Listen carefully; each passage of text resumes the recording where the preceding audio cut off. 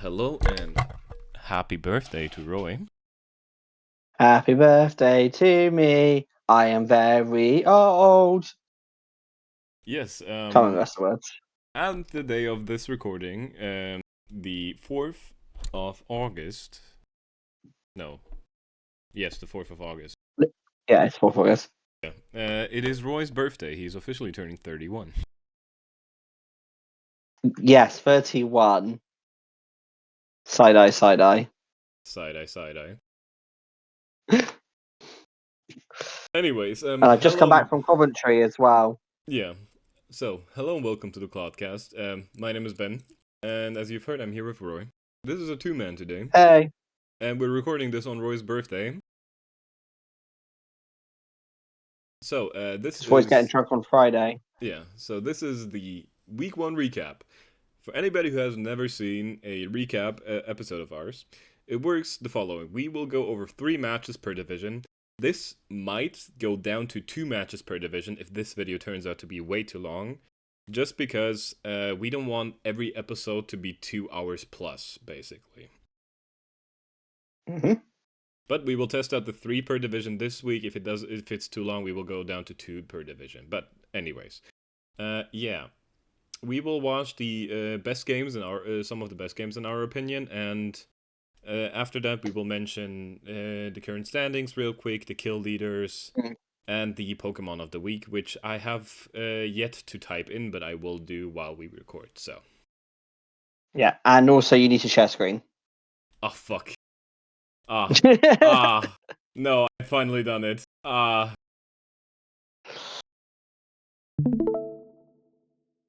It's understandable, to be fair, because we are recording later than usual. Yeah, a lot later than usual. But anyways, first match we will start with Clodsire, go to Quagsire, then to P-Wooper, and then to Wooper. So, the first match we're watching is a pretty banger match between Beerbond and Ray, aka Agent Keem, aka CPL's PGP captain. So yeah, also This was actually quite sick, to be fair, watching live in a hotel. yeah, also top 100 on the Gen-type Monotype ladder. Gen 9 Monotype ladder, so congrats to that, Ray. Anyways, Either go. yeah. To be fair, on first look, this matchup looks very rough for Ray, just because his dark type is Gyarados into his Spectrum matchup, but he has something that is called Bulletproof Terra Fire Chestnut. Which is wild. Yep.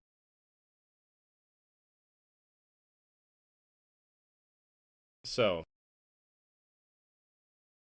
I mean, so far, it looks pretty good, match looks pretty good, can't complain. And here comes the Terra This Fire friendly. Whimsicott is always a pain in the ass if you can't handle it early. Yeah, especially like the Subseed set, because it's just like gonna heal up constantly, be annoying as fuck. That's just what Whimsicott does.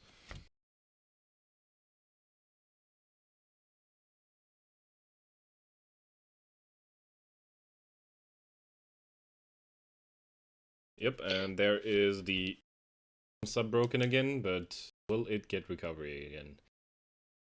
No, and it finally dies. Chestnut picking up the kill there. In comes the Urshifu, which obviously, now that the Chestnut is Terrifier, threatens it hard. And Beerbomb makes a big mistake here. He clicks Trailblaze on the top of Feeny. Which will just KO him back. Yeah, that was. Yeah, that was a weird play. Yeah, he has mentioned it Like in the post game as well that was just a weird play from him, and he himself doesn't know why the fuck he did it. And here comes the Terry. This Reuniclus is a fucking Room, threat trick room. It really is.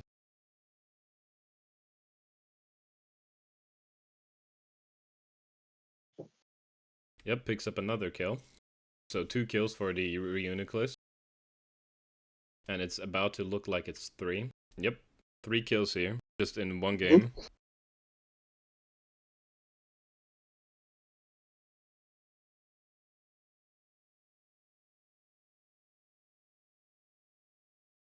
Finally, finally gets forces it out. Lando comes, Tinglu comes in, and Lando does have the defog, so the Tinglu can't just setup hazards of Freely Toxic comes in as well. Yeah. I'm going to switch device, I think, actually. Yeah, and Biribon obviously tries to keep off the hazards here.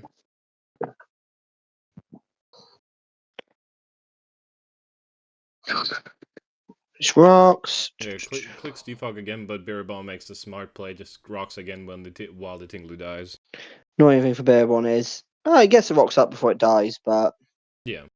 And now the Spectre comes in. gets to keep them up as well, and Tinglu gets a boost. Yeah, but the Gyarados Not comes in Tinglu, now. Spectre.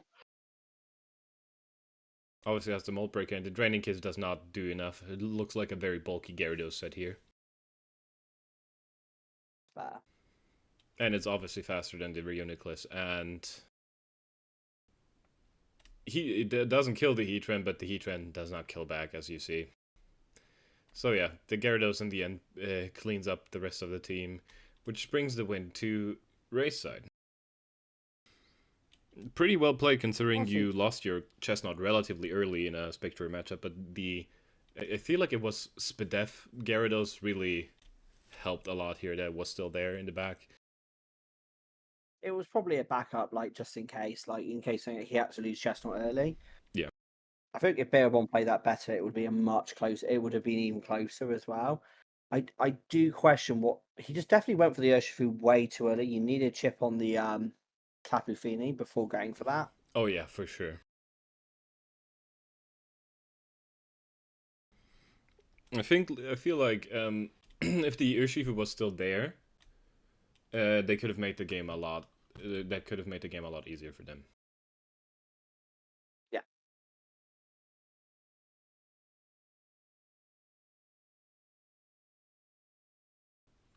But yeah, that is the first match. And the second match we have is Sodamaru versus Zeb. This game is a great match, but also a tragic match. And you will understand why. Let's get into it. Yeah. So Soda has to face the Rain team here, and he does have some tools against Rain, like he has a Kilowattrel, he has a Vaporeon, so they do help. And he has Sunny Day Mew.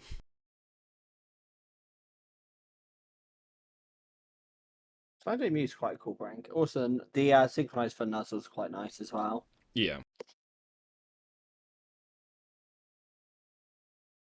Don't think that power matters. So I don't think he has an electric move. I don't think so either.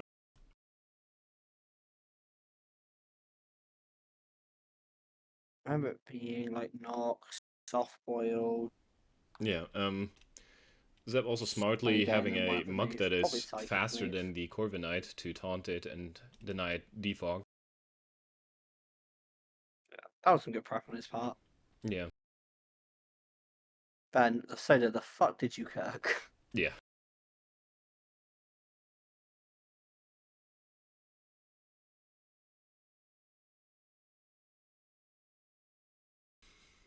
Here comes back the Rain.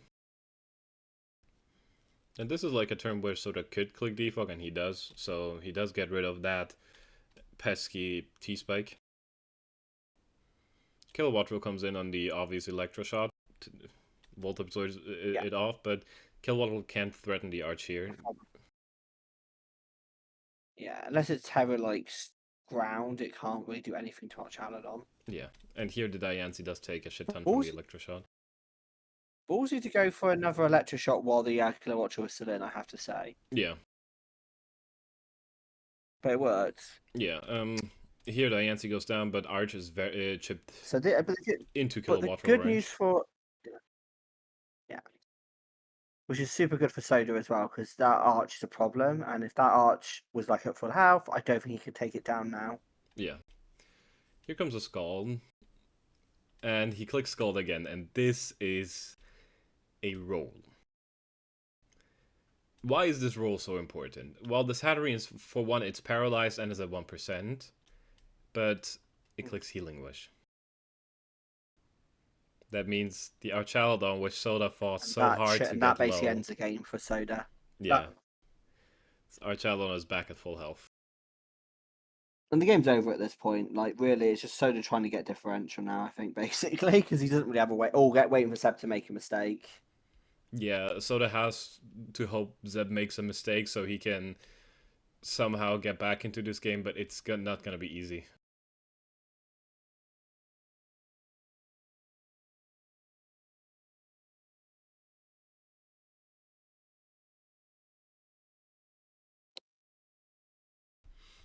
Yeah, he comes to taunt again, so the Corviknight cannot possibly defog the T-Spike again.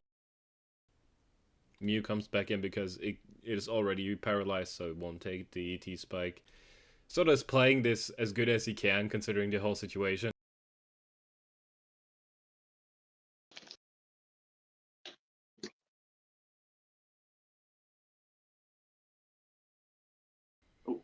Gets the knockoff, but Mach already doesn't have an item, and now the Kill Watcher also gets Poison Touch poison, so... Or maybe not Poison Touch, but at least like Poison Jab. Yeah. So yeah,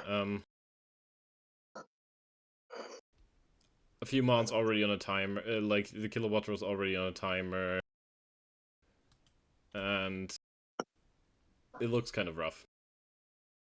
Oh, so that knocked down to U-turn. I don't know if it did or not, to be fair. I don't think it did. Might, like a high roll might have killed it, but that I don't think the roll was in Soda's favor, to be fair. I will say this Mark has put a ton of work into this match, even though I don't think he got any kill. It might have got 2 kills, I think, if I remember correctly. But yeah,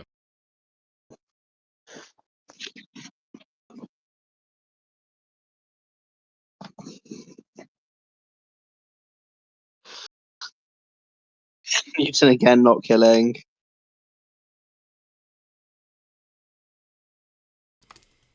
so yeah, it's as you can see, like this is just Zeb playing the game down as safely as possible. Also, if you're wondering why we're asking Amelia to join call, this was basically us getting ready to make the Clodtire PRs. Yes.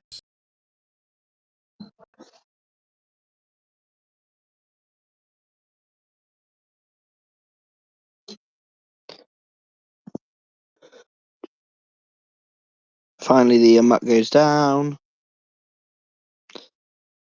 But even though Soda's winning on Mons, he is definitely on the back foot in this game.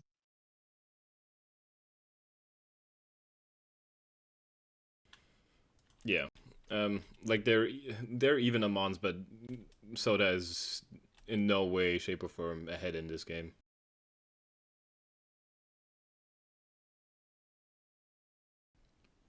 Yeah. Calculated risk there by Soda, but it worked out. But I don't think Mega Swamp was really needed to win this game. This is definitely going to die to close combat. Yeah, and we're now at a state in the game where he doesn't even Zeb doesn't even need the Archaludon. He just needs the Barraskewda to do high damage. Of course, having the Arch still in the back is of course very amazing for him, but like the Barraskewda can probably win the game as well. Yeah.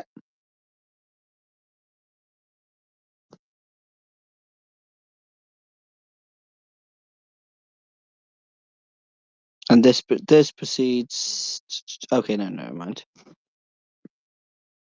I think at this point, basically, he was trying to PP stall the Pelipper. Yeah, it at least looked like it, yeah. And now the Barraskewda comes in. Sunny Day comes out. And we can see this Barraskewda is not carrying Crunch for the Mew, but I don't think it really needs it because you saw how much that Liquidation did under Rain. Yeah. I do wonder what his other moves were, though. I'm guessing Aqua Jet as well. Yeah, no, it's Barraskewda never carries Aqua Jet. Just in case. Could. For by sharp Sucker Punch, but to be fair, Terra Fighting probably helps with that as well. Definitely.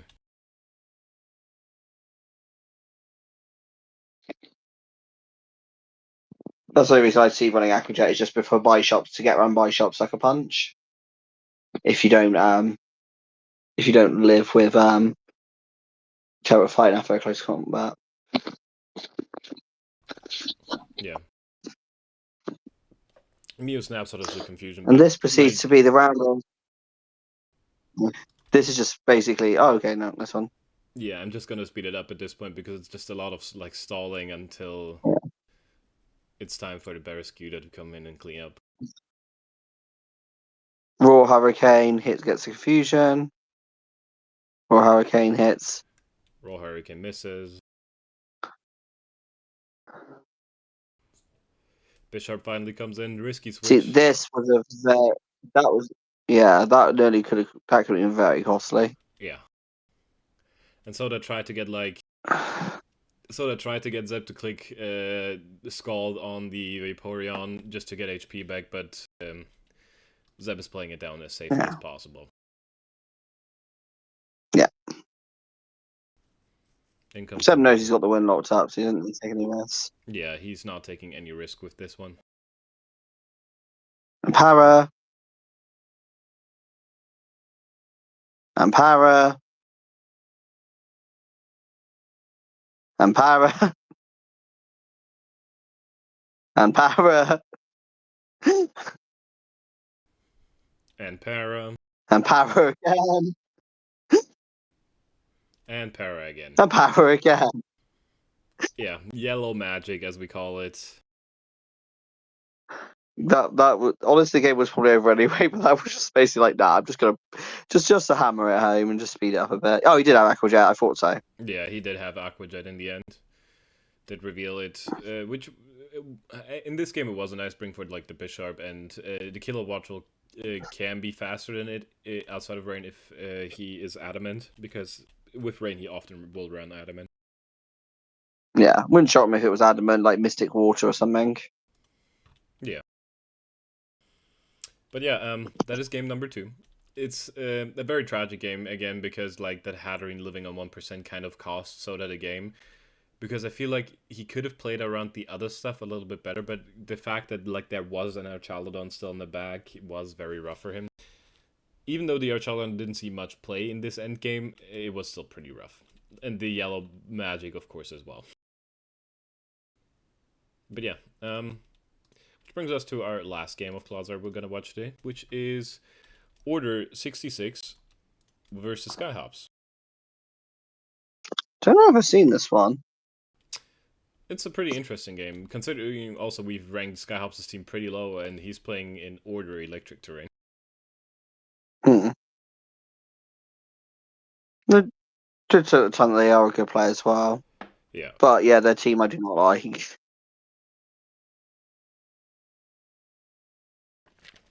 Also, Skyhops did not bring his 1 Terra Captain Cryogonal. It's not. That was okay. I don't hate that because probably in the life orb was probably pretty good. Yeah. He was taking quite a lot of chip from his own jugglers. Nice double. Mm. This is also like a little bit of a terrain war here, obviously, because of the electric and psychic terrain. So honestly, also Iron Crown was a logical switch in there as well because it does really benefit from the psychic terrain. Yeah. And we did see he had the booster energy just in case.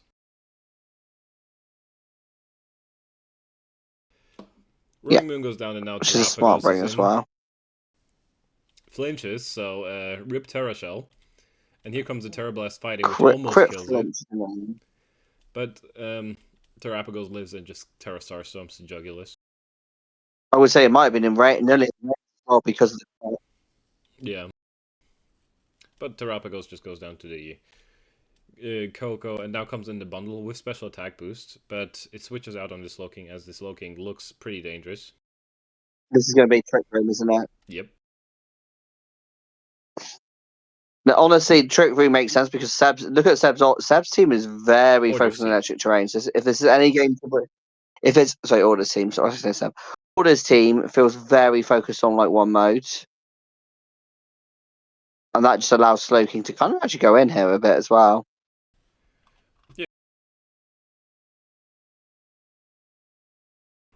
Because if he can get off again, he probably wins.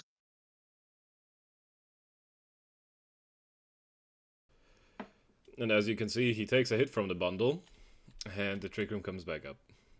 Press a Psychic. Press a Psychic. Crits. Might? No, I don't think it did though. Might have mattered. Coco is bulkier than you think it is. If he had Sludge Wave, I guess he could have clicked that, but he didn't reveal the last move, so we don't know. But yeah, the Psychic easily kills his healer. Yeah, and but yeah, that is the battles of Clodsire. I will say that is why I draft Slowking Galar every season. Yeah. Slowking Galar is Roy's favorite Pokemon, if you didn't know.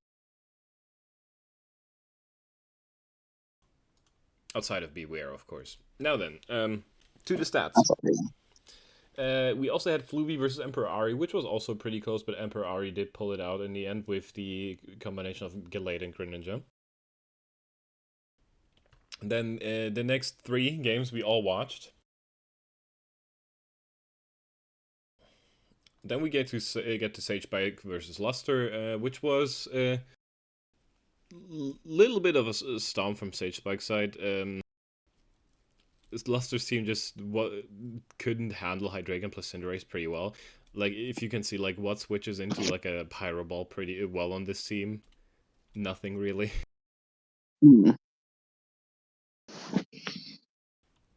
Then we had Mr. Scrag versus Baby Dragonzard, aka Taco, and this was a Kyurem showdown. Because, again, a team that, like, the best Kyurem switch on this team is Fortress, which is not known for its special defensive side. Yep. It cannot.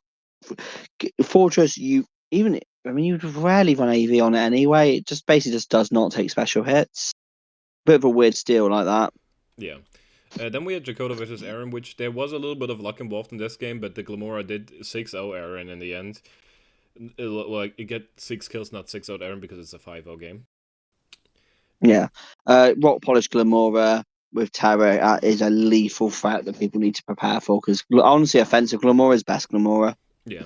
And then we had Raveneye versus P. McGee, which was a very interesting game because it was I think, max attack. Like, it got 3 Sword Senses, or at least 2 Sword Senses, this Pinsir. And it was parried, but the quick attack basically killed everything anyways. So yeah. Basically, P. McGee transferred all his powers to Soda this week. Exactly. But yeah, let us now jump to the Quagsire battles. So, for Quagsire, the first battle we're going to watch is BGC versus Dawson, aka Haunt. I don't know why Haunt is named Slowbro Galar, but hey, cool, I guess. And this is, again, the fate of Trick Room versus Electric Terrain. As we've seen before, this most of the time goes good for the Trick Room team. But let's see if Haunt can change that fate. Immediately Toxic on the Coco. And we can see this is Screen's Coco. Knocks off the Light Clay before the Light Screen comes out. Pretty huge.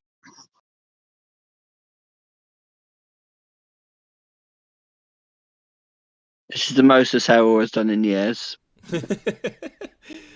Yes. In comes the Stakataka. Terra Ghost.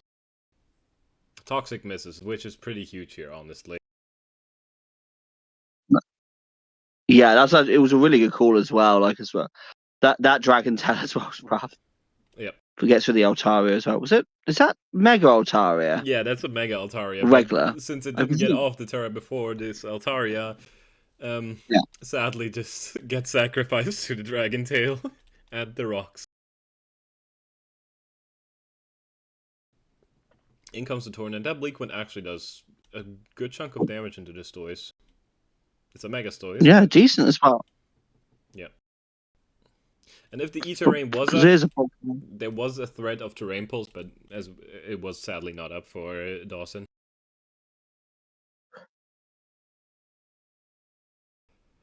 And here we see I'm curious with that. Sorry. Agility. I will say this. Thick and Fault is a bit anti-synergy with the Electric Terrain because it doesn't get a boost from the Electric Terrain, but it still hits like a truck. Yeah. And if the Toxic didn't come through, obviously this Vikable could have probably swept.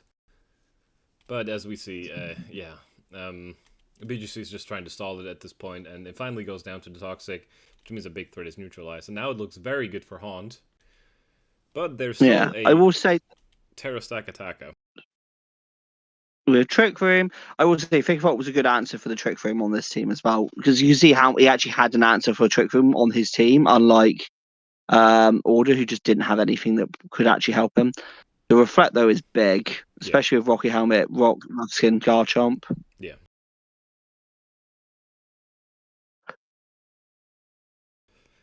But as you can see, the Garchomp is now in a 2-hit KO range of the Gyro Ball, which does not bode well for Haunt here. And we see this is not an offensive Iron Crown, considering it got the Spadef boost. Yeah. Here comes the Bleak Wind, and now basically everything is in Stack Attacker territory.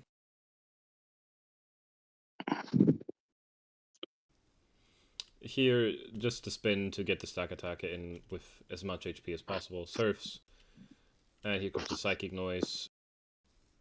Payapa very weak instead of it, but this Tentacruel is never going to be winning this specific Iron Crown. No.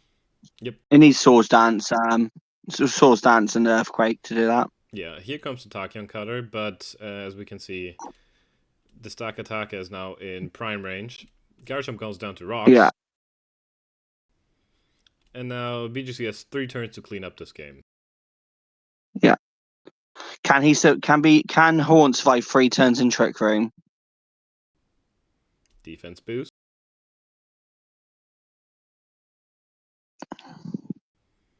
Heat Crash. And yeah, as you can see, this is probably over because I don't think this Iron Crown is taking that Heat Crash at all. I do wonder if Tapu Koko lived a Gyro Ball. I don't think it did at that range, so I don't think there was anything Haunt could have done in that endgame. Yeah. What Haunt could have tried is like stay in with the Iron Crown and just go for the attack, because as we saw, BGC did predict and go for the Gyro Ball instead of the Heat Crash, and it might have lifted the Gyro Ball, like the Iron Crown might have lifted Gyro Ball, so then could have killed the Stack Attack and won the game. I will say as well, he wins the game as well if he actually does hit that Toxic early in the game. Yeah, if he had that Toxic earlier in the game, he did win the game as well, yeah, so a little bit rough, but what are you going to do about it? Yeah, what can you do about hacks?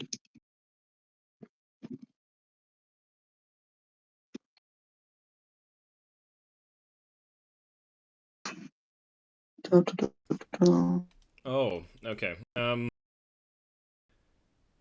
Sorry, my thing froze again. There is some news I will tell you after this, but yeah.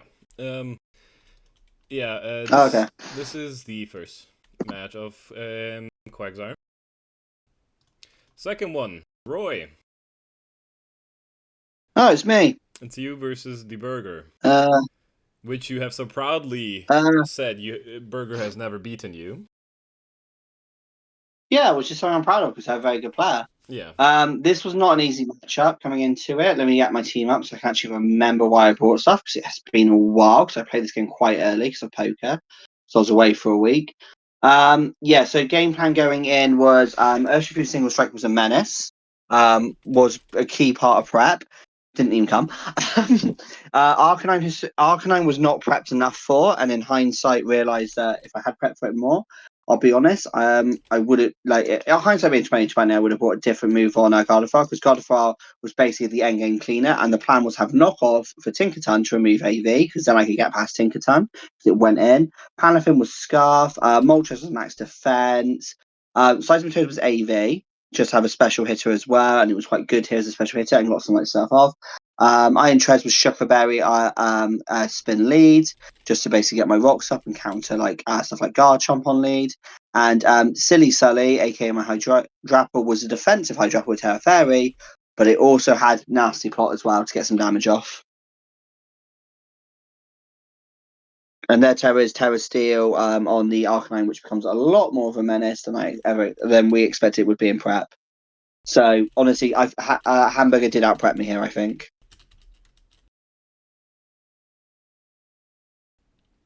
Yeah.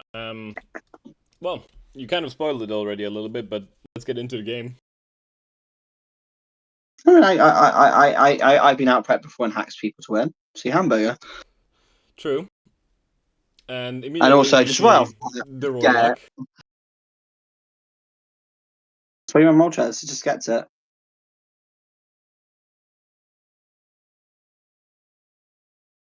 Oh, we would have.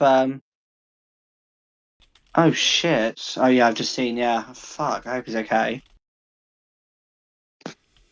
Yeah, I hope so too. But yeah, we'll do the announcement later. Yeah, yeah, I'll do it later.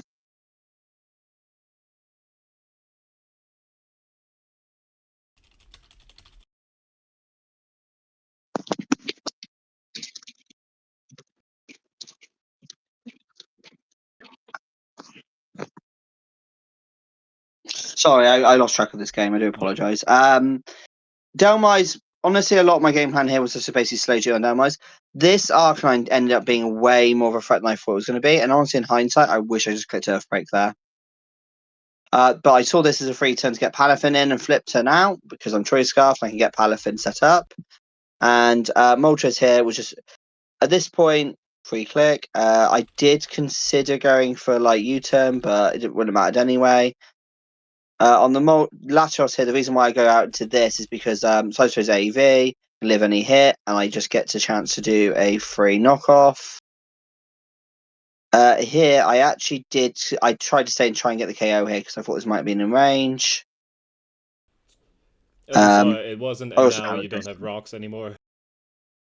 yeah, I mean, honestly, it was a risk I had to take because I don't have a ghost type so I can't really spin blocks. I have to go for it there. It was the only way of keeping rocks was to get the KO. I actually called him switching here, hence why I didn't go for Hurricane. So honestly, I made a few reads wrong as well in this game.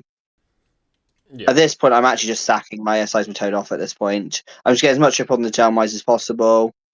And then I go back into this because I'm pretty much calling a rapid spin or something random here. Oh no, I was calling a power whip, that was it. Here I go for the Hurricane because it gets good chip on the Primarina. I go out into this because if they basically click water move, I get healed up. That's the main reason why I went for it. Hyper Voice does decent damage. I know that's for definite at a Tinkerton. Good to know for the future. Gigaton Hammer does not make contact, I think, so no chance of a burn. I'm going to Roost here. Just because it keeps Moltres healthy, because a lot of turns. Honestly, I so nearly clicked U-turn. Because I was calling the Flash Fire. Once I realised it was Terra Steel. But we make a mistake. Yeah, but honestly, there was a couple of turns. If I play it like a couple of turns differently, I think the game goes very differently. Wave pressure is way less than I thought it was. It would do to a Delmise, but Delmise is very bulky. Power Whip does 2%. Hurricane, because by the way, I went Hurricane over Air Slash in this matchup because I was like, do you know what? I can risk. There is spots where I can afford the miss. This is one of those spots where I can kind of just accept a miss, if that makes sense. Though to be fair, if I hit Prima in there, it goes down. But I also hit four. I hit three out of four. Sorry, 4 out of 5, I think actually. So I'll tell you what, that I will take that with Hurricane because that's better than my bleak win rate. Here, honestly, this is where he actually said in the chat after that he actually nearly bought Chopple over Shuka.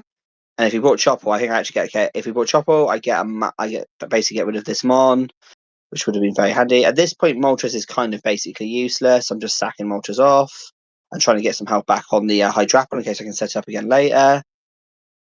At this point, I'm trying to set up either Palafin to win, or I'm trying to set up Gar to win. That is where my head's at this minute. It's like, right, what do I need chip on to get this into win in position? That's basically where my whole head is at. Hydrapple is basically being sacked off here because, again, it can't win at this point. At this point, I'm like, right, I click Wave Crash because it KOs everything, and I've just got to basically, I've got to hope he makes a mistake and goes out into Arcanine first. Which he doesn't, unfortunately. So at this point, it is basically a 1-0. he could have, to be fair, he could have played for Diff, but I think he didn't because just in case my fourth move was a focus miss. And the reason I didn't run focus miss is fighting wasn't really good into his team. Only realizing after that Arcanine Terra Steel was really good into me. If I were to prep again, I'd probably bring Focus Blast and I'd miss it anyway because Focus Blast never hits. So, we move. I think I'd rather run Vacuum Wave. But yeah, it was a really good game and Hamburger's a really good player. So it's a shame we've lost our record of never beating them, but they are a very good player. Yeah. Roy has lost the streak. It was a close game, to be fair, and a very exciting one. But I'll take that for week one. Because also this week as well, I couldn't look at it in that. I honestly, week two, I barely got time to look at it in depth as well. Like, you start the week already. But considering I was focused on other things and just didn't have the time, I quite like. I'll take a 1-0 loss to Hamburger, considering I think my team is the worst team probably left, and I will be making changes when I get time to properly look at it during the week. yeah, we've mentioned before that Roy's team is a little bit scuffed, but Roy will definitely try and fix it as soon as possible. Yeah. Unfortunately, I've got to play week 2 with it as well because I didn't get any time while at poker.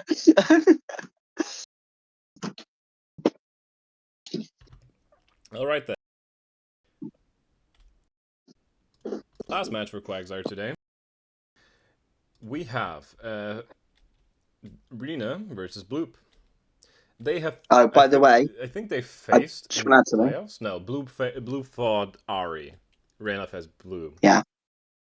I just want to add that I've told Rena for future weeks the name Empoleon, Ben's Empoleon. Fuck off. Sorry. But yeah, I think it's funny. Bloop's team looks very goofy. Can't lie. It does. It's not bad goofy though, but it does. It looks like a goofy Sully team. It's not Sully level goofy, but it's still goofy. Anyways, yeah, let's get into the match.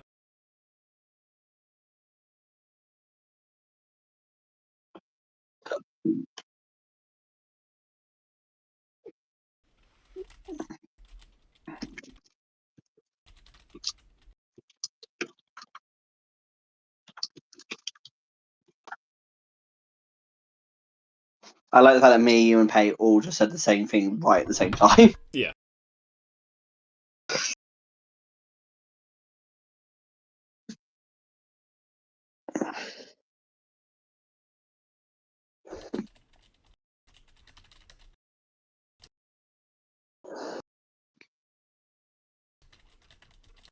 Touch it.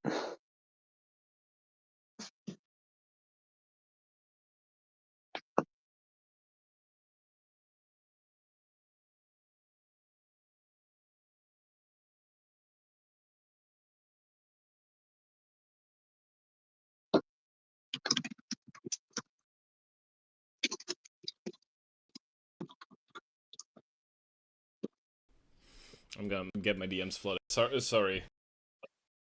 Yeah, sorry, we might be a little bit distracted just because Ben's got his DMs flooding regarding a situation, and I've also just got to reply back to some poker things as well. Yeah, but let me focus a little bit more on the match again. So we see this Sinistcha starting to Calm Mind here, and as we know, everybody hates Calm Mind Sinistcha. But we have a speedy Encore, but there's a Mental Herb, which was great prep from Rena.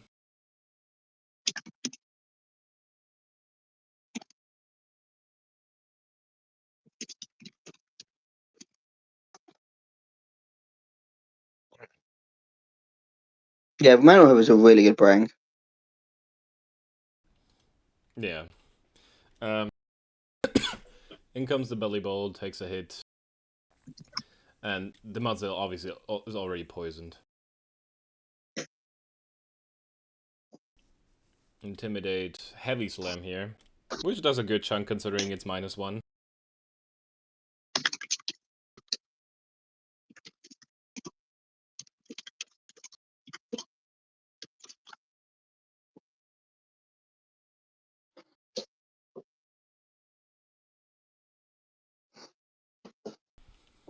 Shadow Ball now, not Not going for the Calm Mind this time. Although we do know the bundle did take, I think it did take rocks damage if I remember correctly. Iron bundle? No, it did not. So the iron bundle can still come in.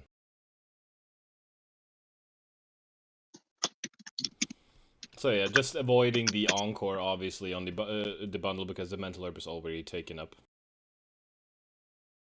Yeah. Oh god, do you want more?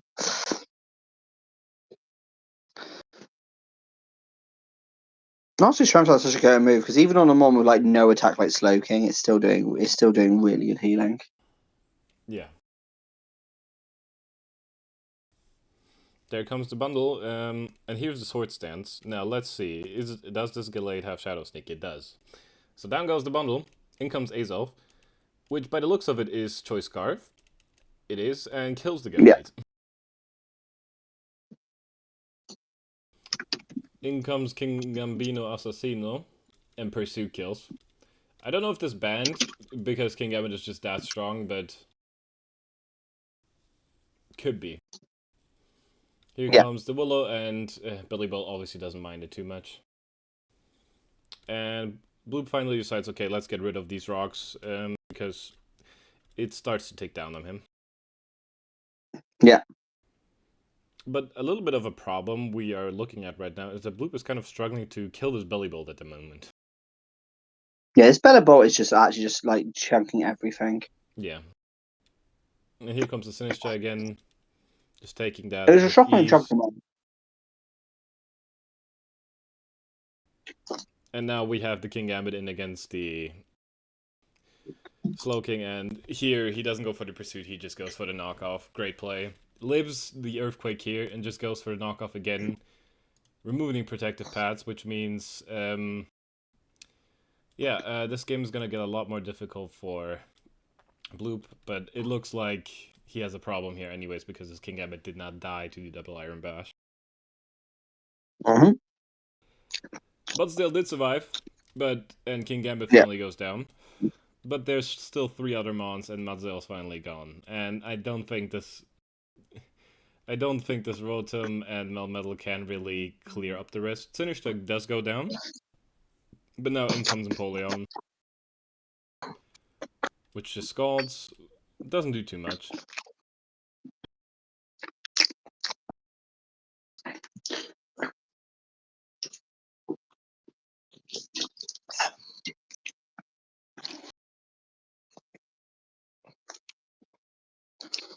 But it doesn't really matter. Just wipes it out clean. Hello. We also have a yes now. Hello, Taco. Hey, Taco. Oh. Hello. We're currently watching Rena versus Bloop, and it just ended because Rocky Helmet on Empoleon did kill the Melmetal that doesn't have pads anymore. That's unfortunate. Yeah. Okay. And Rena wins. And my 15's gone completely silent, so I'm just going to reboot.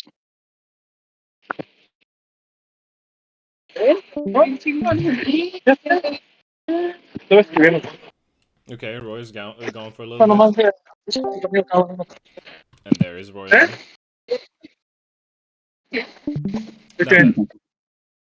Okay. That's the last Pokemon.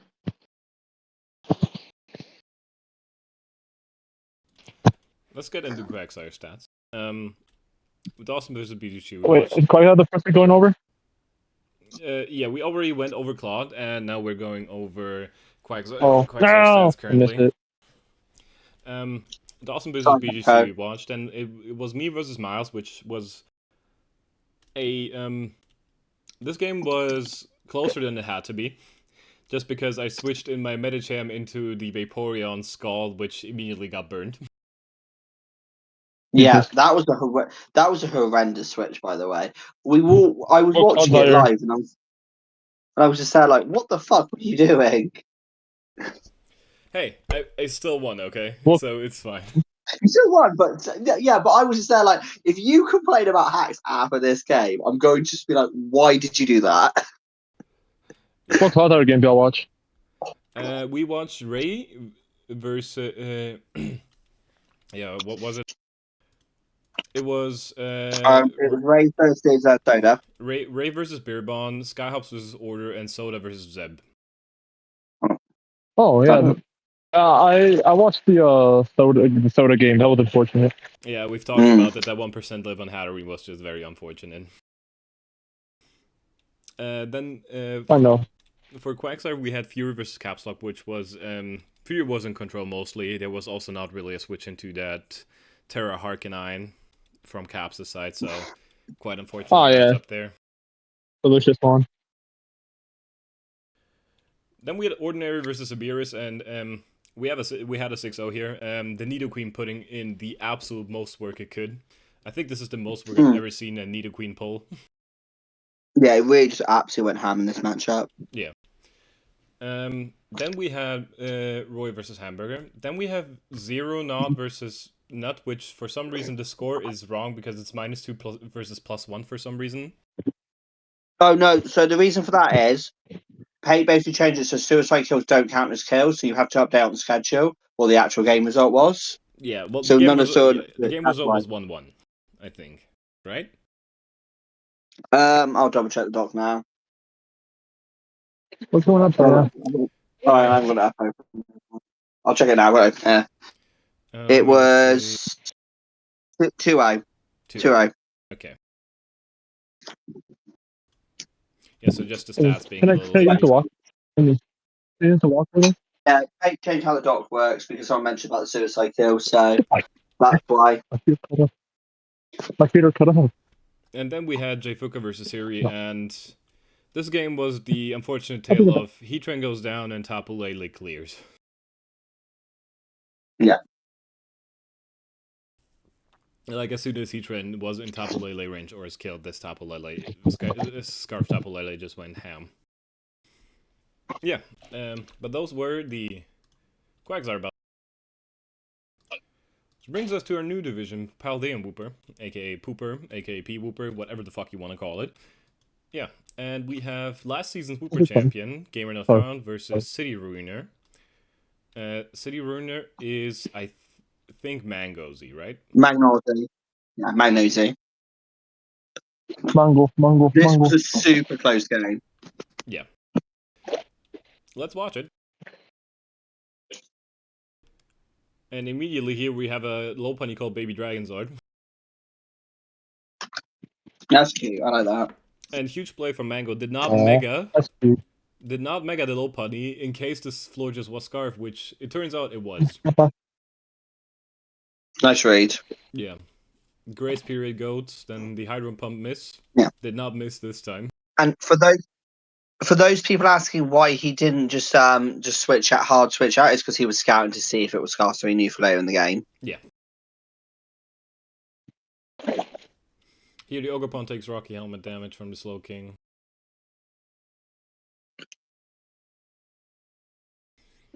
And now we have a Spectre behind us up. But as we know, this is an Ursaluna, and it can take the Ghost Moose, obviously. And here comes a Throat Chop. Yeah. I feel like this has such a definite as well. And here comes Ruskin. Okay, with that, so Ursaluna is almost dead, and the spike comes up, so in everybody's head, this Ursaluna is dead already. Lopunny now dies to discard Terra Fairy Moonblast.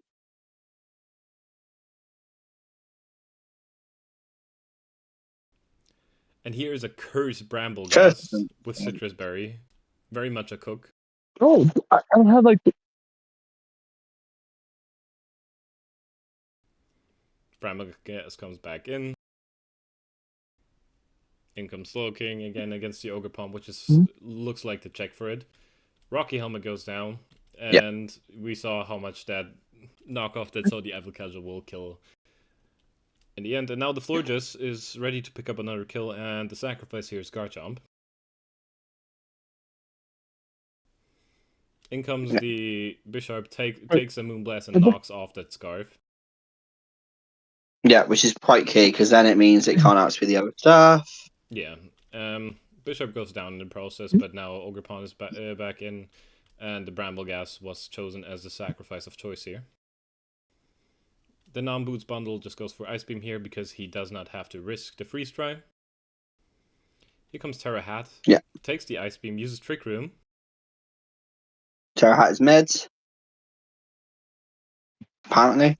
Now gets the kill on the floor just. In comes Jirachi. It lives the Shadow Ball. Oh, I know what And happens here next. comes the Healing Wish. And So this is a very funny thing. Gamer found out about this interaction like 5 minutes before because he did a mock with... that's amazing. I think I don't remember with who he did a mock exactly, but he found this interaction 5 minutes before. It might have been with me, but 5 minutes before. It might be with Jakota. Yeah, 5 minutes before he found out this interaction that the Healing Wish goes in before the actual hazards come in. So now the Ursaluna's back. Draining Kiss comes. He clicks Headlong Rush. By the way, this is why teams get extra points on support for Healing Wish, because Healing Wish can sometimes change a game where one you think is basically nearly dead comes back to life. See this game, see the Seb game. Mm-hmm. Your Healing Wish is so annoying when you like have to face it. Yeah. It's such an underrated move if you use it right. Yeah, also, my bad if I'm not talking a lot. I'm at the lake. I'm just sitting here, gang. No, it's all good. All good. Can the thumbnail be that thing that I put the high CPL? Yeah, sure, we can. I can put that as the thumbnail. Right. Although the CPL is not that Oh, visible. yeah. The high is visible, but the CPL is not as visible. That was going to be the picture of me. It was even going to be the picture from me that I posted in a picture of me at poker from Clodcast saying "Happy Birthday, Roy." Yeah. Aw, that's cute. Yeah, but a little bit of a reasoning here. This Headlong Rush had a chance to kill, I think. And the Throat Chop did not. That means Headlong Rush was always to click here. Obviously, it did not kill, which means stats get dropped, and now critical hit, Draining Kiss gets the hat out of Headlong Rush range. And yeah, now we're in a situation where the Ursaluna does kill the Hatterene, but there's still an 88% Spectre in the back. Which just Dark Pulses this Ursaluna, and now it comes down to, can the bundle hit the Hydro Pump and crit or kill? It does not. And it comes down to the 1% Spectre. Very close game.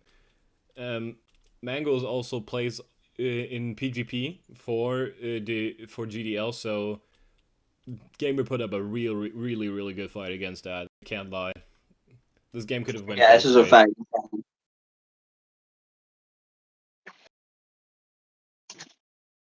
Both men really did do their best here, and it was a very close game. On another day, Gamer walks out the victory. Yeah, exactly. Now then, next up we have Halix versus Lotus Black aka Kuni, who was the other finalist of Whooper last season. Let's see how he performs against Halix, who has been a Clodsire and Quagsire coach before.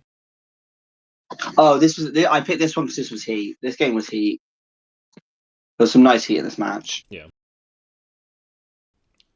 Nice switch into the Moltres to take the drill run, which was pretty obvious at that point. Toxic into U-turn, so you don't have to take on that Vaporeon. Vape flip turns, but there's a water absorb, so more toxic damage.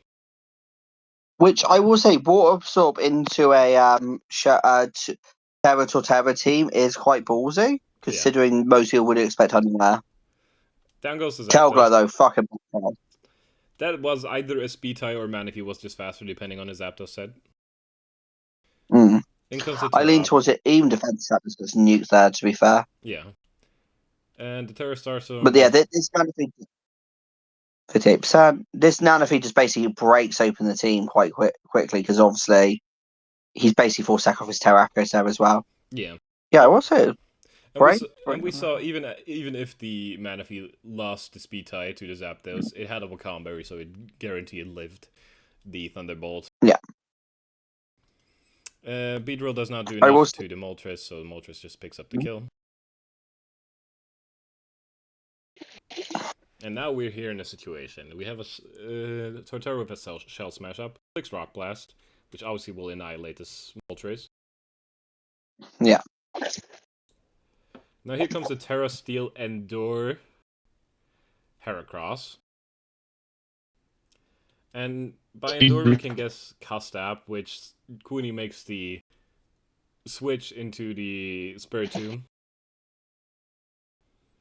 Gets the Sucker Punch to kill the Heracross, and now it is like a difficult game for Queenie to play because his one win con in the Torterra has to somehow get back up a Shell Smash, which it can do against the Clodsire, but not against the other two. And obviously he tries to go for it, but Halix reads that and just goes Golden Go. Now Shadow Ball plus Toxic will do the job on the Vaporeon, but Halix just decides to not risk it, goes Roaring Moon. U-turns. Because I will say this, Halux, even though the Endure concept didn't work like he intended, it did enough to get rid of the Torterra, and that's what won him the game. Yep. Now Make It Rain kills the Spiritomb, and even at -1, this Make It Rain will still kill the Torterra. Good try from Cooney, but the Endure Heracross was just perfectly played in the situation from Halux, which just denied the sweep from Torterra. Yeah, and also the mana feed to keep breaking very early on. Yeah. Now then, to our last game. We have... I picked this one because Terabyte is not here. They're in Stockholm right now, so... Yeah. We have Terabyte versus Okami Max. Terabyte, most known for going 4 and 5 basically every season. And Max, the last season he played, he went undefeated until the finals of Wooper. So let's see how this game turns out.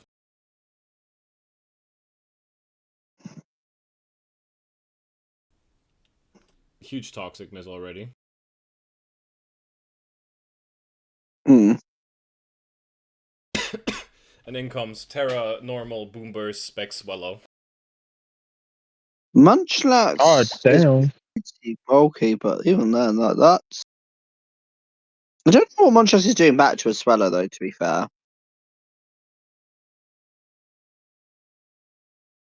I guess maybe bottom. Oh, that Onk was a nice prank.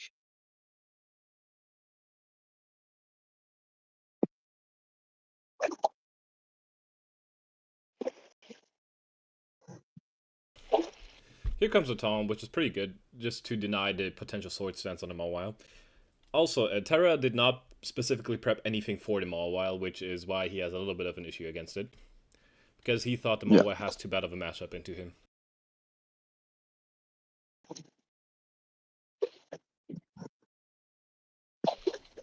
Here comes a Strength Stab, obviously one of Sinistra's favorite moves.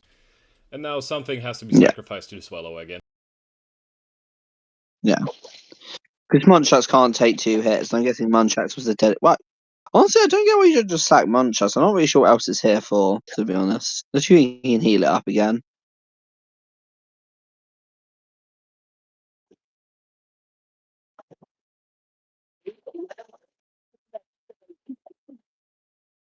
Oh, okay, that was the reason why Max sacked it in the chat.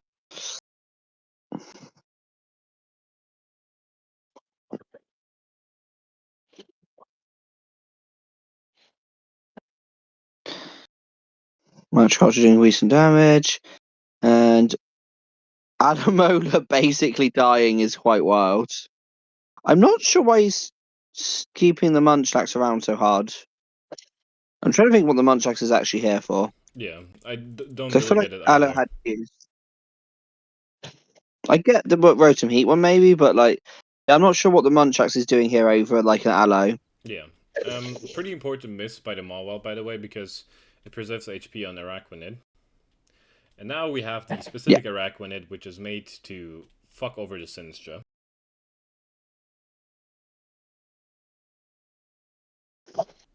And as we can see, the Infestation keeps it in. And I presume it's reduced attack as well to make sure Sramsat takes less from it.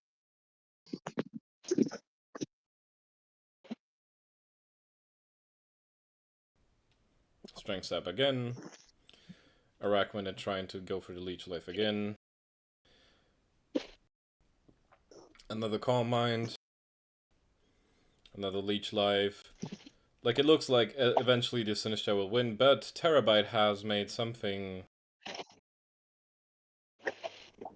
that at least can take on the Sinistcha into a range where Swallow will kill it after, or something faster like the Great Tusk, if it is speed invested. As long as he keeps it low enough. Yeah, but as we can see, Terabyte held that mirror coat until the perfect moment. Yeah. He was definitely counting that as well. Yeah. He held that mirror coat so long and finally decided to click it on the right turn. And that makes the Sinistcha go down. In comes Jamal. Toxics to Grey Tusk. The Grey Tusk obviously is just now gonna pick up a kill with the Headlong Rush. This is what I mean by the I'm not sure what Munchlax is achieving here, like, because... Yeah. This is a very risky play. That was... From Okami. That was probably his only win con. That was probably his only win con, if I'm being honest. He just got to hope that he doesn't have Thunderclap on the Raging Bolt. No, if he has Water Shuriken, I'll Prios.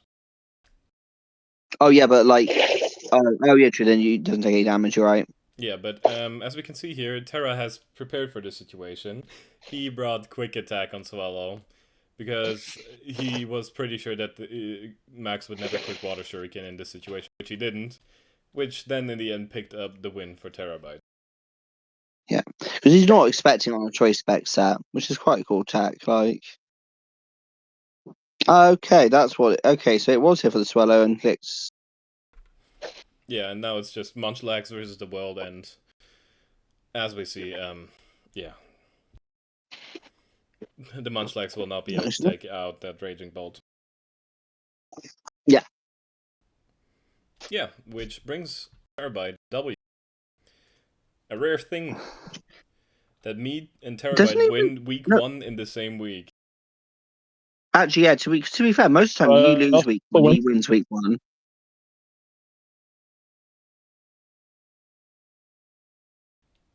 Yeah, but let's get over the rest of the pooper games we had. So, we had Pabby versus Harry, which, as you can see, this went very much Pabby's way. The Trick Room did not pay off well for Harry in this game, so Pabby did get himself that win. Then we had Pokey versus Orvasa, which was, for a good bit, a pretty fun match, and then Mega Scissor just started setting up Swords Dances, and was over from there. 6 kills. Then Terabyte versus Max we watched, and then there was Shazam versus Cartel Goku Fan, aka Richard, which, yeah, well, Richard never got his offense going, and Shazam definitely took advantage of that, especially with the Meloetta and the Mamoswine, which are just very threatening Pokemon in general.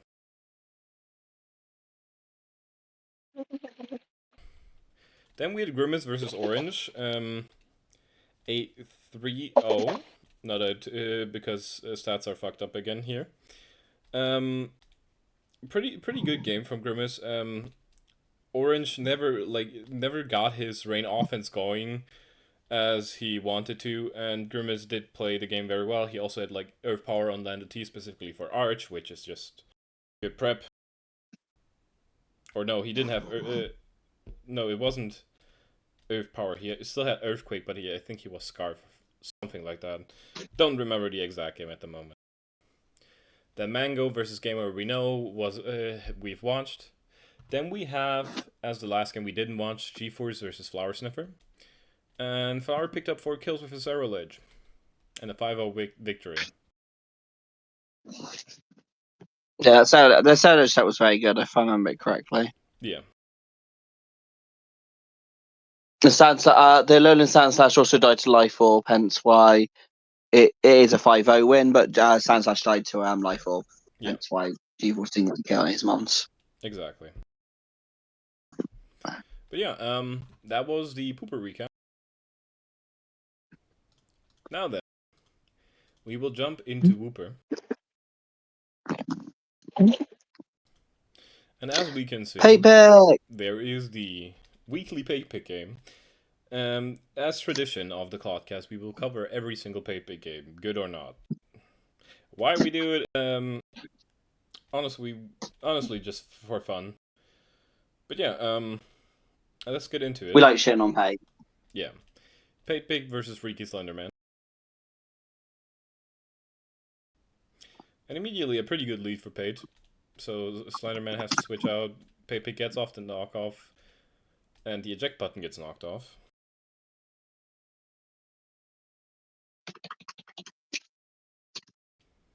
Now the Hatterene goes for Psychic Noise, which does shit to Jirachi. And as we can see, the Jirachi did not get the little thing that says heal blocked, so it's Covert Cloak. No, which is a very nice bring. Yep. Now we have Golden Go versus the Thunderbird, which we can see the Thunderbird is comfortably winning the 1v1 because it's faster and it takes a power gem without an issue.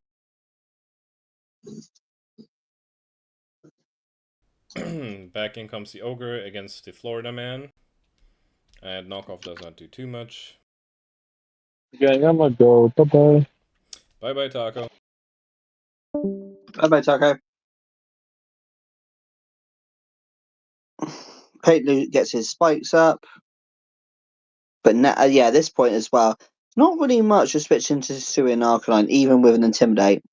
But obviously, misses are a thing. Yep. Misses are definitely a thing. Now the Great Tusk Spin off. booster speed clicks Headlong Rush here. Does not kill the Amoonguss, and the Amoonguss recovers back some HP, being outside of Headlong range again. Pate goes Arcanine. I'm guessing that Pate was calling a switch out, which I kind of get actually, because it was a major dying too headlong. Nice extreme speed click. This is, by the way, banded Harkonine. That crit is quite big because it puts down a lot of damage. Yeah.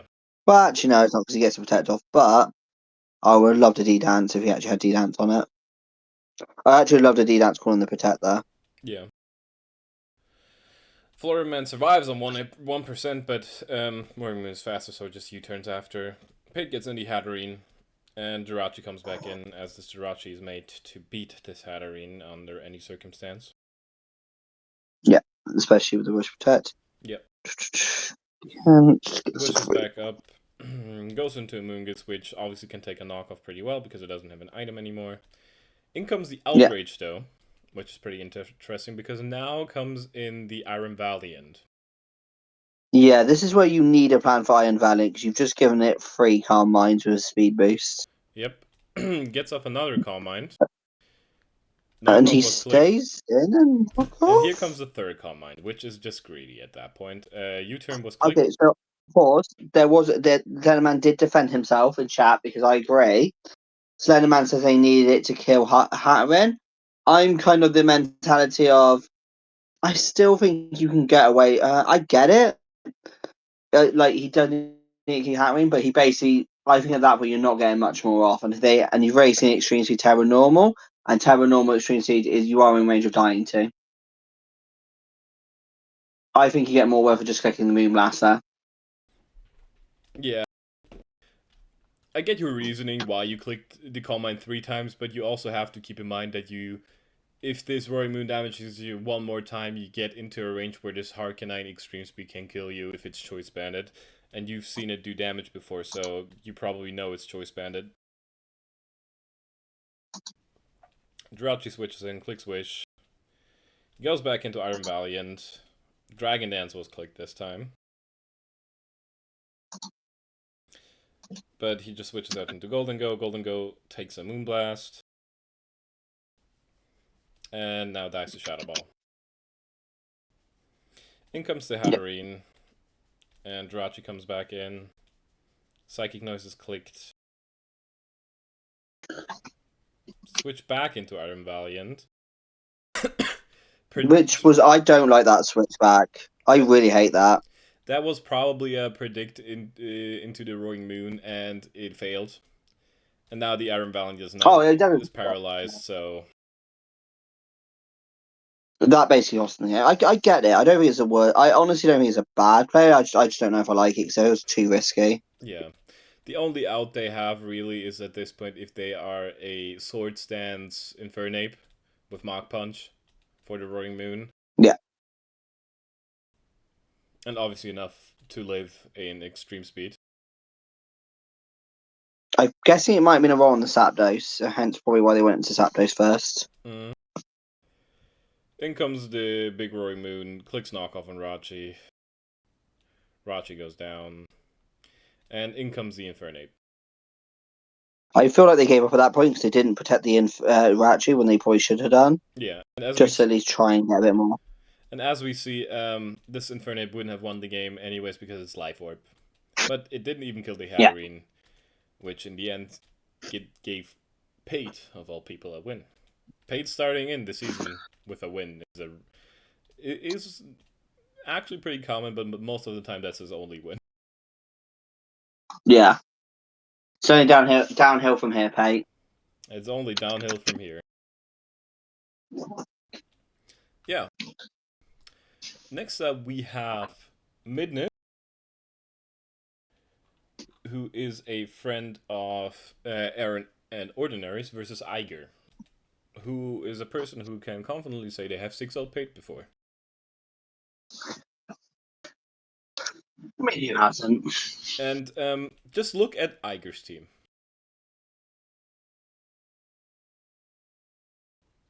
This shit looks Sully level goofy.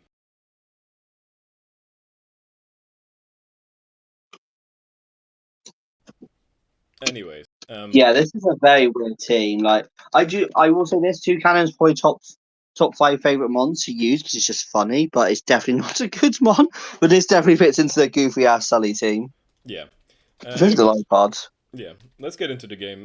We have a Glamora lead against a Scizor lead. Obviously, you switch out the Glamora because you don't want to risk it. In comes the Toucannon with Rocky Helmet and Beak Blast, and Minus does fall for it, so gets burned. Pause. By the way, for those who don't know, Beak Blast is a flying move that you basically always go. It's nice priority, but if you touch it, it always burns you. Now, to be fair, I can actually understand why a Wooper player wouldn't know that because, to be honest, I feel like most Clodsire players wouldn't know that because Toucannon's not really a mon. So I get why it works. But yeah, if you face this, it does get Beak Blast, so do not be very careful hitting it with physical moves unless you want to get burnt. Exactly. Now then, let's continue. There was a Beak Blast into the Colossal. He just roosts here. Rocks get set up. And here comes the U-turn. In comes the Throat Goat. Okay, ban when he sees Emilio. And very nice Earthquake bring for Clodsire specifically. But as we see, this Clodsire will try to recover it off with leftovers and stuff. But you are risking a crit with this. Yeah. Now they're going to... I think he realised that as well. Yeah. Back comes in the Clodsire, taking the T-Bolt that was meant for the Mega Scizor, and now the Clodsire is in a little bit healthier spot and can click a Toxic. Scizor comes back in.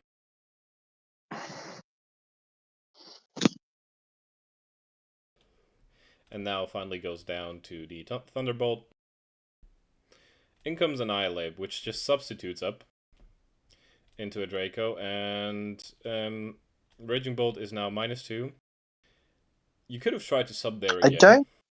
Yeah, I think you should sub there again. I agree. That was a very weird play.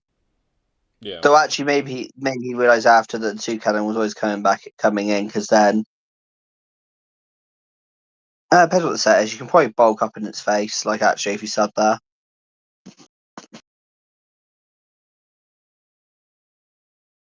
Bulk's an interesting one, but I don't hate it as a Terra type for the Colossal because it does make it resistant to fighting and also resistant to ground. Yeah.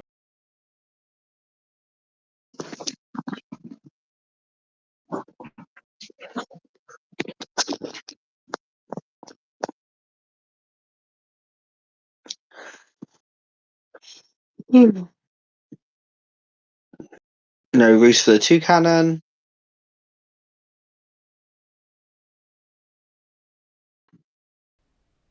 Now comes the Terra Poison. So it doesn't get killed by Shit. water moves here. By the way, that is confirmation that is corrosion because we didn't see toxic debris go down. Yep, exactly.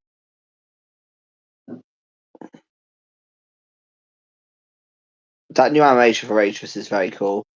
That crit's rough, but that psychic noise does help a lot at least as well. Oh, Metal Herb. That's cool tag.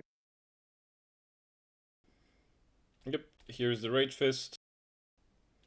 This Annihilate is now set up to do some damage. In comes the Palafin in the hero form.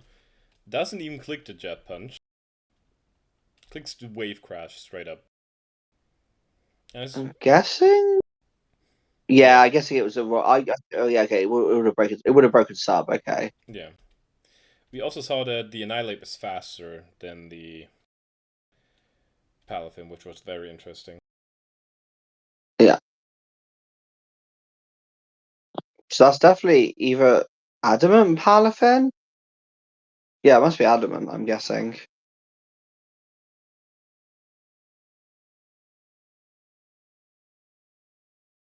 Toxic for the Clodsire.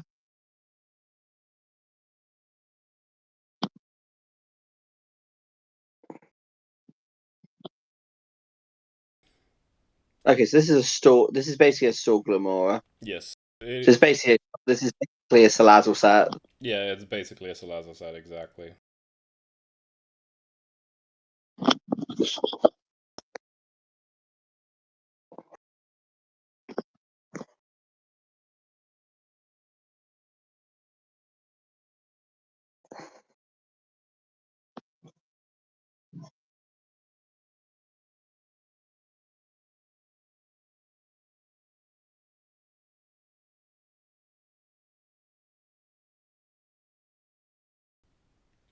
Now, Spiky Shield.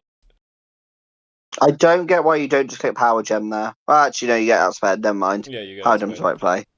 In comes the 9 lives Lipard, Burning Jealousy, and Iger realizes he has the wrong set, and the Lipard goes down.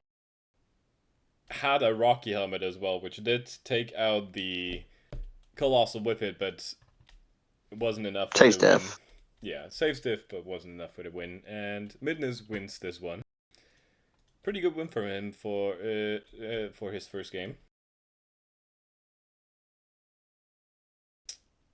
Iger's team is pretty good result. Yeah, I feel like It is a Iger very could weird have team. had a better prep, but he did bring an interest. He did make an interesting team. Let's say that. Yeah, I mean, obviously, honestly, Toucannon might have actually had a good matchup here, to be fair, because it is probably a good way to counter Annihilate. And people, at least the first week, are not going to see Beak Blast coming because I guarantee you, anyone in the chat who knew what Beak Blast was, please comment and say you did, because I guarantee most of you did not even know Beak Blast was a move. Exactly. I just know it's a move because the animation's really fucking funny in the anime. Because basically, the golf goal basically gets a Toucannon, holds it like a fucking rocket launcher, and shoots it.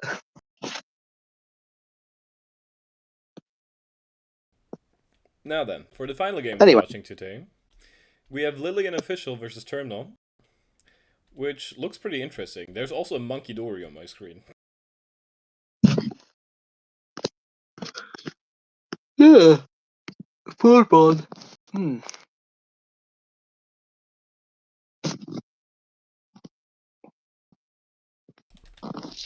What do we forwards? I mean, there's a Sinistra, and this team looks like it gets a little bit rolled by Sinistra. But let's see if it does or not.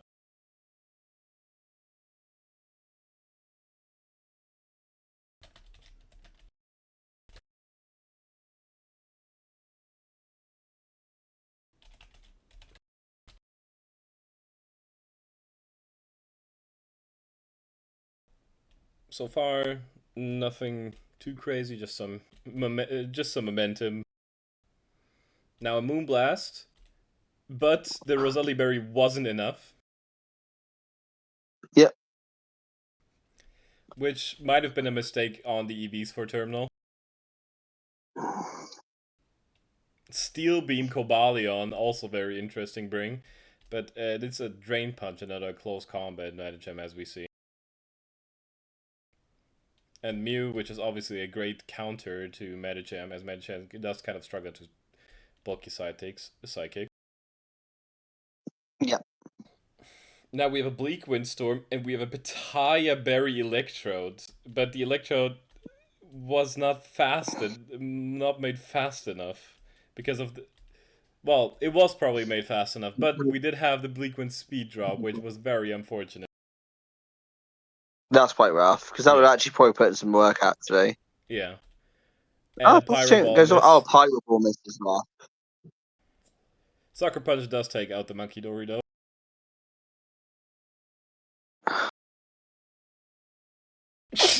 And as we see again, there's a clear Amulet. Crit did not matter. Yeah.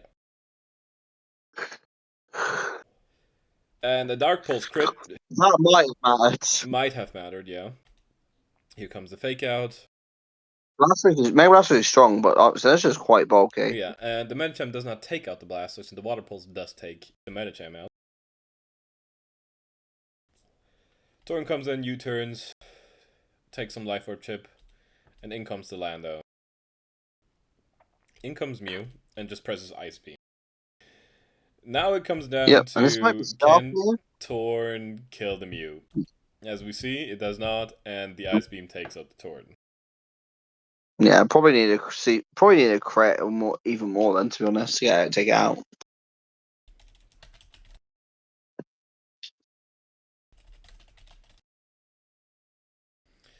But yeah, those were all the battles for today. And we are actually in a pretty good time frame, so I think we can stick to the 3 battles per div. Yeah, I think it's working quite well. Yeah, we're in 1 hour and 20 minutes, so I guess with more rambling there will be more time on, but we've been pretty strict today, so. Now then, to the stats of the rest of the game. Aiger vs. Midness, we watched Terminal vs. Lily, and we watched Metasas played Sadie, and Gouging Fire put in a lot of work, and Sadie never really got their offense going, which wasn't a problem. Yeah. I will say this, I think it definitely influenced the trade on Sadie.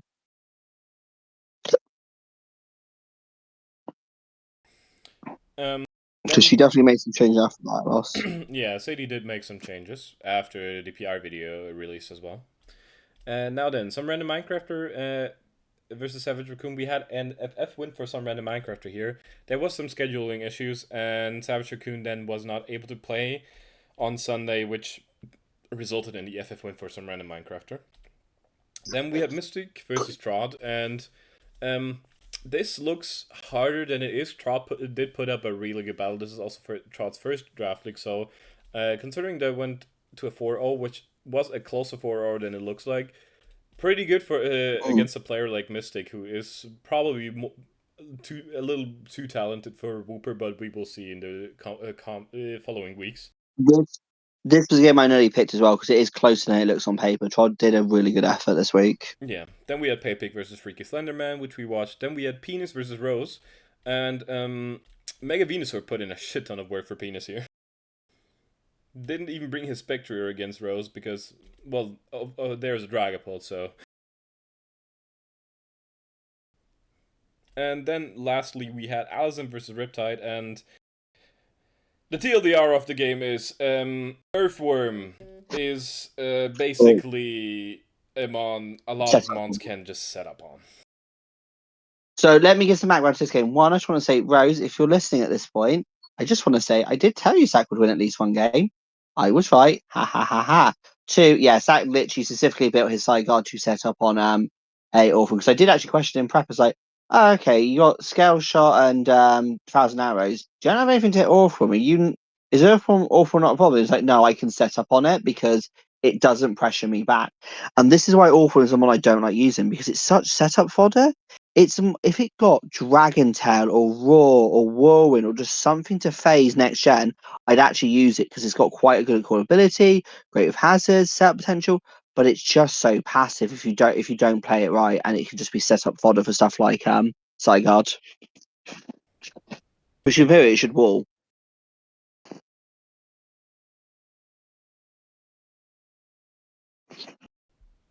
But yeah, that was it for the games. Now, let's get into some others.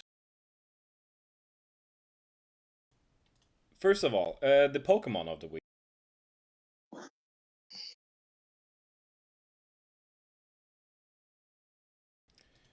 Um, 2 seconds.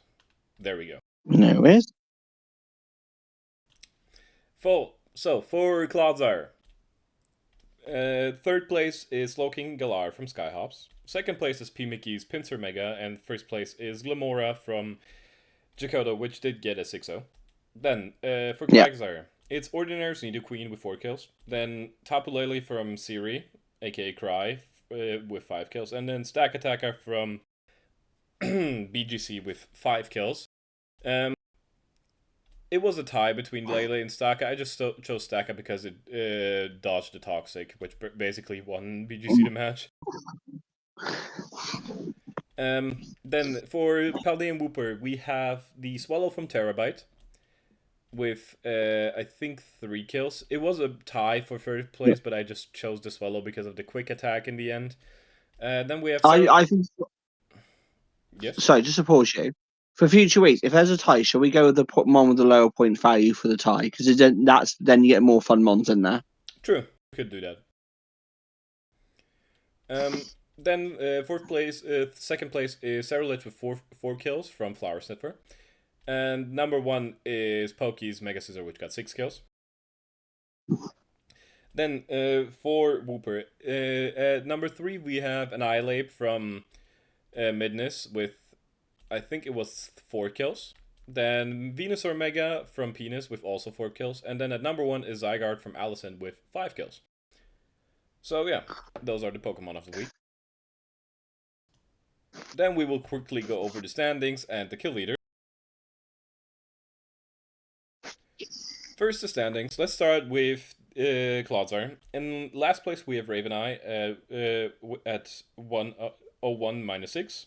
Then Aaron at 01 minus 5. Then Mr. Scraggs at 01 minus 4. Luster has the same at 01 minus 4. Then we have three players with 01 minus 3, which are Order, Fluvy, and Soda Mario. Then Beerbond is 01 minus 2. And then it goes up from here. Ray, aka Real Blackbeard, with 1-0 plus 2. Then Emperor Ari, Zeb, and Skyhouse all with 1-0 plus 3. Then Baby Dragonsart and Sage Spike both with 1-0 plus 4. Jakoto with 1-0 plus 5. And P. Mickey is currently leading at 1-0 plus 6. Then in Quagsire, we have in last place currently Siberius with 1-0 minus 6. Then it's Caps, Log, and Jfuka with 0-1 minus 4. Then Zeronaut at 01 minus 2. And then we have 4 people at 01 minus 1, which are Dawson, Blue, Roy, and Miles. Then at 1-0 plus 1, we have BGC, me, Rena, and Hamburger. Then Nut is at 1-0 plus 2. Then Siri and Fury are both at 1-0 plus 4.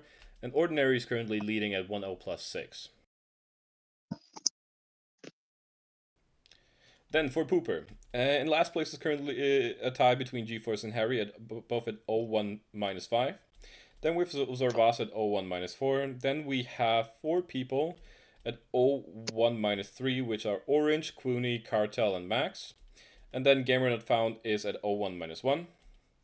Then for the positive records currently we have Mangozy at 1-0 plus 1. Grimace, Darth Halix, Terabyte, and Shazam all at 1-0 plus 3.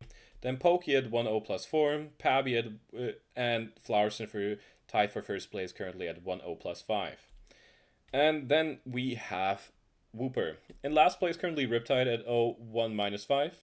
Then it's Trot, Freaky Slenderman, and Sadie, all 3 at 0-1 minus 4.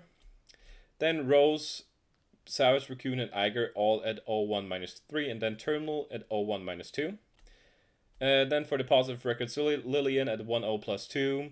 Some random Minecrafters, Penis, Midness, all at 0-1 plus 3. Then we have Mystic and Metasus and Paidpig, all at 1-0 plus 4. And currently leading is Allison at 1-0 plus 5. And finally, the kill leader.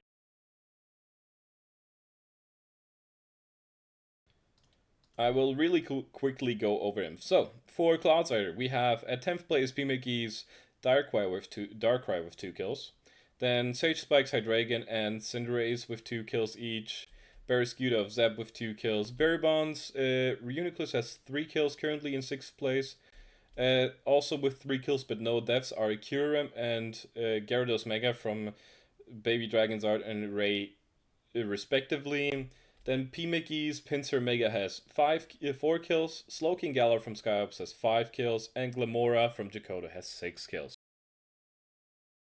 Then for Quagsire, Rena's Kingambit at 2 and 1 plus 1 is at 10th place, tied with Dracovish from Zeronaut and a few other mons that are below.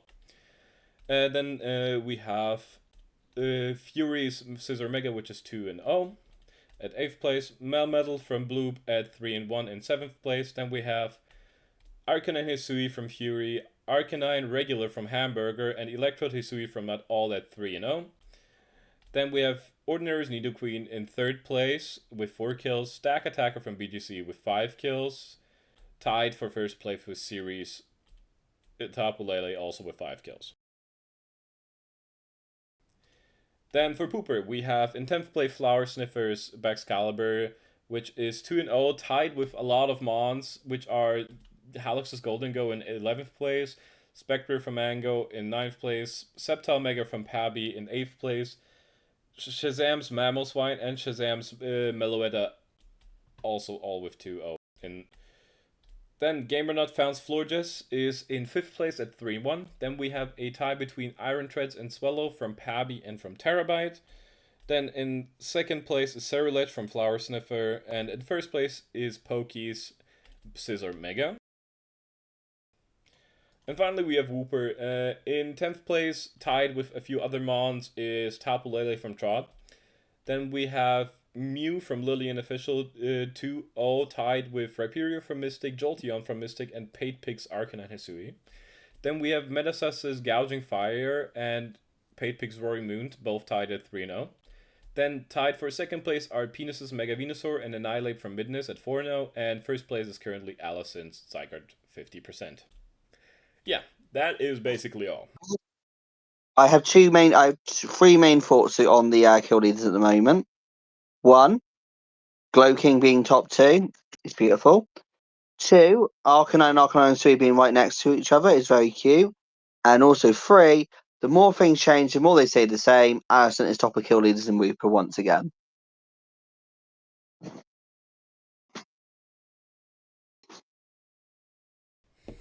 Yep. Pretty interesting so far. I don't think the Zygarde will be able to keep up this streak.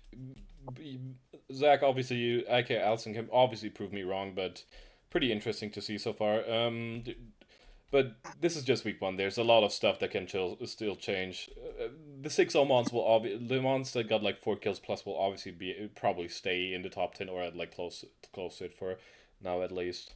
But yeah, this was basically the week 1 recap.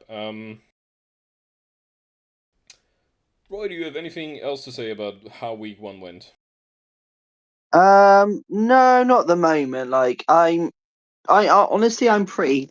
Honestly, like I think I need to basically get this team improved. But honestly, week 1 was quite a fun week. I will say we've got quite a few extensions already granted for week 2. If people do need an extension, please always let us know in advance, because if you ask last minute, we are going to say no. But if you do ask in advance and generally need it, we are willing to consider. But yeah.